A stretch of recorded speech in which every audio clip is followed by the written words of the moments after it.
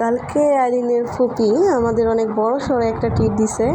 তো তার জন্য কালকে আমরা চলে গিয়েছিলাম হচ্ছে সাভার থানা স্ট্যান্ড রোড লন্ডনাস রেস্টুরেন্টের পরিবেশটা অনেক ভালো, পরিষ্কার পরিচ্ছন্ন, অ্যান্ড এখানকার খাবারও অনেক ভালো ছিল।